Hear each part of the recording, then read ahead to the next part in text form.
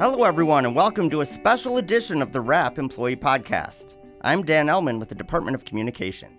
And I'm Dan's special teammate for the day, Jeremy Fallis. On this episode of the WRAP, we're joined by former men's basketball coach John Beilein, who's going to talk about his career and how the lessons he learned as a coach can help us all in the healthcare field. Now, before we bring Coach onto the show, I want to remind all of our listeners and viewers that we have more than 200 episodes of the WRAP that you can get caught up on. You can find the shows on iTunes, Stitcher, Google Play, or any other podcast hosting platform. Video versions can also be found on the Michigan Medicine YouTube channel and as part of the Headlines Week in Review. All right, let's not waste any more time. Let's bring in Coach Beilein. Coach, thanks so much for joining us today. Thank you very much. All right, Coach. Now, you've been visiting various areas within Michigan Medicine over the last few months. What has been your experience like in speaking with healthcare professionals? Oh, I'm so impressed, first of all, at the quality and the talent of the people that we have already on board here. And it's amazing. And you know what's really interesting is there I am meeting with some top flight surgeons, or I'm talking with some nurses, and all of a sudden I'm finding out, I can't believe I never missed a game, or they'll talk about a game that I can't hardly remember. I didn't realize at the time how these high-level doctors probably escaped sometime from the stress to watch a basketball game. Meanwhile, it was my stress that they were getting away from their stress. So it's amazing. I never got to really appreciate how much people care about basketball, but the biggest thing is I'm amazed again at our talent level. I would never lose a game if I had this type of talent level every time I coached. So what do you think are some of the similarities between coaching sports, working with sports teams, and some of the healthcare professions and the way those teams work together? Well, first of all, you have to, in the higher levels that you go in coaching, you're gonna get into situations where you have really talented people that are used to just being the best in their field. And all of a sudden now you get several of them together and getting that amazing, like an all-star team together and then play together, and work together. And I think it's harder than people think. There's a lot of things that go on in a hospital that takes great organization and probably dedication, but also some sacrifice as you fit in amongst this team. And I think that's one of the biggest similarities that you see, that there were several times we had 4 or 5 pros on our roster, and get them all to play together was really hard. So that's one thing. But then I've also noticed is not at the bottom of the tier, but those with the less renowned leaders, like, for example, our walk-ons had a huge part in our success, and they never got noticed. And here in the hospitals, whether it is the people that are making sure that everything is clean and we're getting rid of hazardous waste, and we're scrubbing things down, or we're just making sure that the doctors have their utensils, people that are never noticed, you can't operate without them. They're just as important. I mean that. They are just as important as many of our doctors or many of the all-star players we had, is people beneath the grid that you see that make things work. Yeah, I love that you mentioned that. Everyone has a role to play, right? And whether on site or not, I like to think of it, I could never do brain surgery, right? But maybe the way that I communicate can help the brain surgeon do their jobs better. So everyone has that role to play in order to bring the level of play up. There's an old story from in the early 60s that I read in a book. I think it might have been Good to Great, might have been the book. I'm not sure which book, but John F. Kennedy was, we were all trying to put a man on the moon. We're putting a man on the moon was the mantra. And President Kennedy went to visit NASA down in Cape Canaveral, and he saw a maintenance worker, just doing his job in a hallway. And he went up to him and he says, "What do you do here?" And without flinching, the guy said, "I'm just trying to help put a man on the moon." And but it's really true. It's really true. We're all part of this thing. and that's it's good to see. And that takes a lot of sacrifice from people, the ones that are at the bottom, not noticed, to keep on focused on the goal at hand. Yeah, so let's dive even further into that. I know a lot of your conversations with employees focus on that teamwork, right? Working together as a team. What are your most important messages regarding teamwork? How do you sort of, talk to people about that and make sure that they're carrying their weight to make sure that we're, reaching the goals we need to reach? I think preaching the importance of role definition, and then that we want you to be an all-star in that role. Not everybody's going to be an all-star in the paper or the all-star in the league, but you just be an all-star in your role, and everybody is better. But it's funny when I have to explain one of the most common quotes about that is the high tide rises every boat. But you try and explain that to a bunch of 18 and 19-year-old men, and I still think a few of those guys had no idea what I was talking about. What's a boat? What's a tide? Yes. But it is so true when we think about this, about the guys that were on our successful teams. I mean, there's people that can go through that whole roster. I'm going to use the example of Josh Bartlestein, who was a great leader for us from 2009 to 2013. Very rarely played in games, but was a backbone in our locker room. And now he's the CEO of the Phoenix Suns.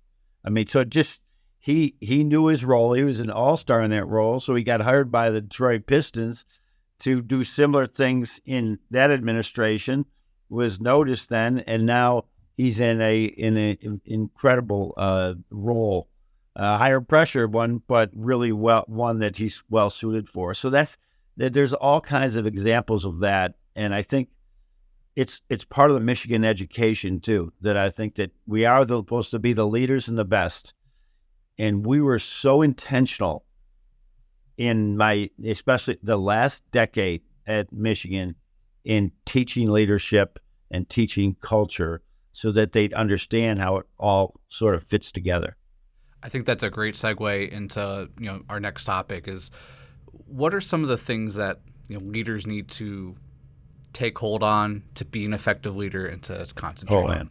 The most important thing is relationship building. Dave Brandon was my athletic director. In my time in Michigan, I had 4 athletic directors and 2 presidents, and 4 football coaches too. With basketball, you used to have 1 football coach and 4 basketball coaches. So, but Dave Brandon was a great leader in so many ways, and he had a saying that would say, "Leadership is not a position; it's a lifestyle." And what that means is, and Dave Miller's doing an amazing job for it here at Michigan Medicine, is that relationship building, that you honor every relationship that you have within that building. You, like say, you walk in and you see somebody from maintenance. He may, nobody looks at him like the surgeon, but you spend time just saying hello to him as frequently as you see him, getting to know him better or her better. And it's throughout the entire thing. Just do this so that the people have a connection. So I'm a head coach my whole life, so I never was an assistant. As some people, I think it's a drinking game somewhere where people will have to drink every time an announcer said Coach Beilein was never an assistant, right? Because they say it often. But the being an assistant for the first time, an advisor with the Detroit Pistons, I know how I felt when Dwayne Casey would come by my desk and say, "Coach, that your thoughts last night for that game were really important to us, and thank you very much for helping us." I would be never in that position of my life would we say, "Man, I can't wait to work more for this guy tomorrow." Yeah, it is a huge thing, and even if it's going by and knowing that somebody's son or daughter had a Little League game, and you stop in the office and you stick your head in and say, "How'd that Little League game going?" It's amazing. I used to try to be very intentional about going on the court with the players and saying, hey, didn't your sister just start school at Western Michigan or something? Didn't she? How's she doing? The young man would then probably walk away and say, "Wow, the dude really cares about me off the court." So that's really, really important that you build relationships if you're going to be an effective leader. It's all about being intentional, right? Oh, yes. Yeah. Yeah, you can't. You know what, Dan? That was something that all my career, I did it, but I wasn't as intentional until my back was at the wall at Michigan. We had always won everywhere. I wouldn't have become the head coach at Michigan, but it was through sort of osmosis it would get there that the relationship would build. And then after 3 years here, we didn't have an overall winning record. We've been in the NCAA tournament only once, which was good, but I back was the wall, and I had to become intentional with it. I had to go, all right, no matter how I felt, I couldn't just walk in my office and go in my room and go study Michigan State's plays or do a scouting report. I wanted to go down that hallway and say hello to everybody and ask them how their day is or anything I do. Being a servant leader is a really effective way to do that. It's a great way to build relationships. Yeah. Well, and I think you bring up a good point. Like maybe you don't consider that time crisis, but you also had to be calm, cool, and collected about trying to go about all that. Correct? You have to be. There's a Bobby Knight saying that affects so much of life, and you need to be in position to be in position. Now, Bobby Knight was talking about when the ball's on the other side of the floor and you're guarding your man and not guarding the ball too, helping your teammate. You got to be in position to take a charge. But it's true in anything. If you don't highly regard a relationship with a fellow employee, and then all of a sudden you need them to be at their best and come out of nowhere, and it's a whole different thing when they know you care about them. There's 4 things, and I hope I remember them in order right now, that players really care about. So I think it would translate over to leadership in anything. Do you care about them off the court? It's really important. Can you make them better? Right? Can you relate with them? And do you know your stuff? And if you're constantly doing those 4 things, like you're studying on your own to be a better leader, because they'll see through it if you're or to be better in what you do. They'll see through it if you're in a meeting and you don't know your stuff, and you're going to lose leadership like crazy, right? Do you care about them off the court? We talked about that, right? Can you make them better? Do you take time to mentor people and things like that? So it's so important. I tried to keep that in mind as often as I could when coaching. Yeah. And in terms of being intentional, I know that you mentioned Dr. Miller and what he does, and he's great with that, Dr. Runge as well. All of these, we have a major period right now where our organization is evolving and growing, all in very intentional ways. What advice do you have for our employees and our teams as we undergo this growth and culture change really within the organization? I think everyone has to see themselves leading in different areas that sort of step forward. And I'm talking, as I talked about Josh Bartelstein, we had Esso Akune, we had several great Andrew Dockage and Sean Lonergan, guys that were leading even though they may not be seen in leadership positions. And or you have someone that doesn't like to speak, they're shy or they're quiet. John Teskey, we call it a pivot. Just pivot once a day and say something that you think can be good in the direction that everybody wants to go in. So now you got 35,000 employees, and believe it or not, all 35,000 are part of this culture. It's hard, but if they're speaking the culture to each other, we're going to use the word intentional 1,000 times today, but it's true. The world goes too fast now, and you have to be intentional at creating relationships, or being integrity is the other thing, Dan, that's so huge. That if you could be the best leader in the world in every area, but if they don't trust you if they catch you, speaking out of both sides of your mouth and things like that, I don't care what you do. You could know about every baseball game or little league game their sons play. If they don't trust you, it's not good. So you got to set this, Dave Brandon, again, this tone at the top of integrity through it all too. But I think everyone needs to do that. Everyone has to be going through, and there's tough spots in life but you got to have integrity during that. Well, I really appreciate your insight, Coach, and we can't let you go without partaking in what's become the rap tradition, which is a lightning round for our guests. Okay. This is where we fire off 4 quick-fire questions. You haven't seen them before. Are you ready? I am ready. I'm ready. Is this like a game show that I only have 5 seconds to respond? Yeah, well, whatever first comes to the top of your head. First comes, man, that's a dangerous thing. But let's go. All right, let's do it. If you didn't go into coaching, what sort of career would you have wanted to have? You know what? I love building things, and I did do construction at one time, and it was really rewarding. I learned so much, and it's helped me become hopefully a better husband and father now because I actually know how to do some things with a hammer, etc. What is one coaching memory that stands out to you? Oh my goodness, there's so many, 1,300 games. I can't even talk about that because that would be like saying to me, "Who's your favorite child of your 4 children?" I'm sure you have one. No. What I do wish is I wish I had memories. I'll flip this on you. I wish I could be like with a crowded group of Michigan students or donors or alums when Trey Burke or Jordan Poole hit those big shots.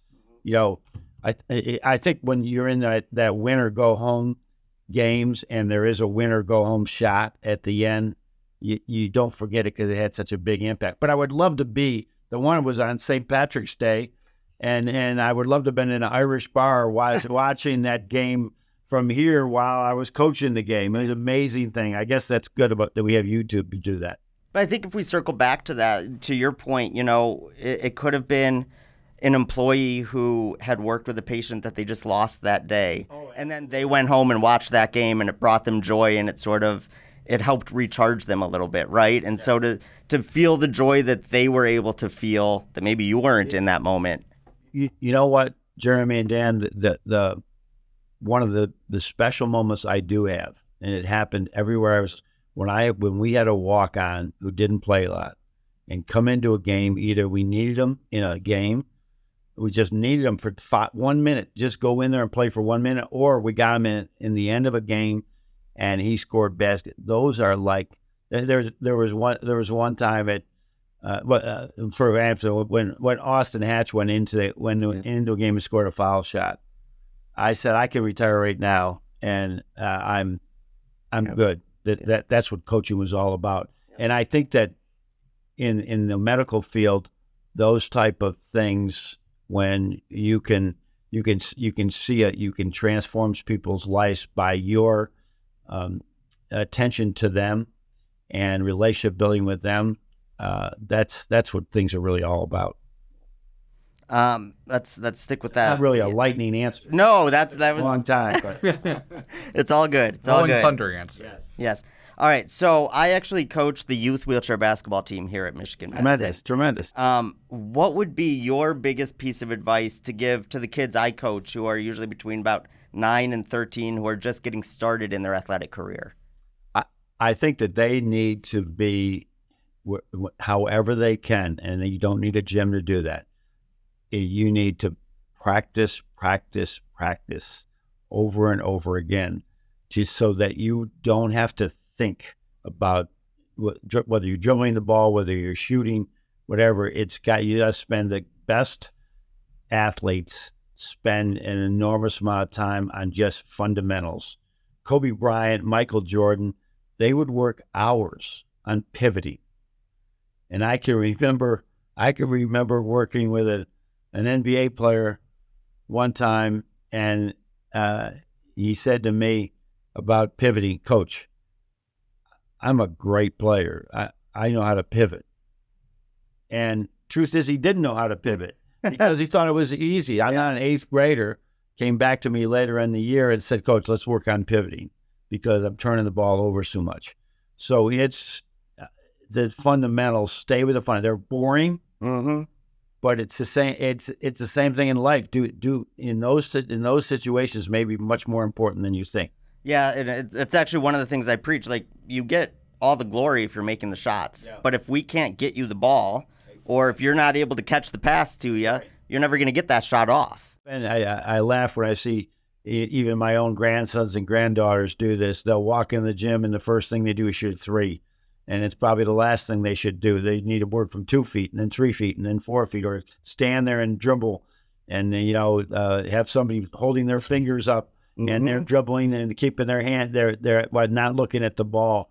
That's what makes it great. But it's boring. It's really boring. Everybody wants to get to the next thing, but it's so necessary. Maybe this leads into our final lightning round question. Maybe it is boring, but maybe it's not. What is your favorite thing to do in Ann Arbor? My favorite thing to do in Ann Arbor, I believe I love walking. I have a 4-year-old dog named Ellie, who is a Vizsla. And if anybody knows a Vizsla, they could walk and run all day. They're a hunting dog. And going with her in the different parks and letting her she hunted the whole time. But sometimes I cheated. I'll arrest me. She was off leash sometimes because she needed to hunt. It was open areas and nobody was around. Just walking in the different areas of Ann Arbor and if Kathleen could join me, even better. But with our dog and then of course people might recognize me. It's funny. There was one time I was walking around after I had retired, and they said, "Aren't you somebody famous?" and I said, "Not really. I'm just a dog walker right now, Yeah. And I used to be maybe famous, but I'm just a dog walker. But I love walking around Ann Arbor and just seeing the college atmosphere, the beauty of it. It was an amazing experience. Amazing 15 years that we lived here. I coached 12, but we lived here 15. Yeah. Well, thank you so much, Coach Beilein, for joining us today, sharing your insight and thoughts on building a culture, motivating our colleagues, and teamwork, and how all of us can play our role to do our jobs better here at Michigan Medicine as we navigate a lot of changes as we move forward. That's all we have for this very special episode of The Wrap. Thanks again to Coach Beilein for joining us. And thanks as always to our listeners and viewers for everything that you do for our patients, families, and each other. We'll see you next time. Go Blue. Go Blue.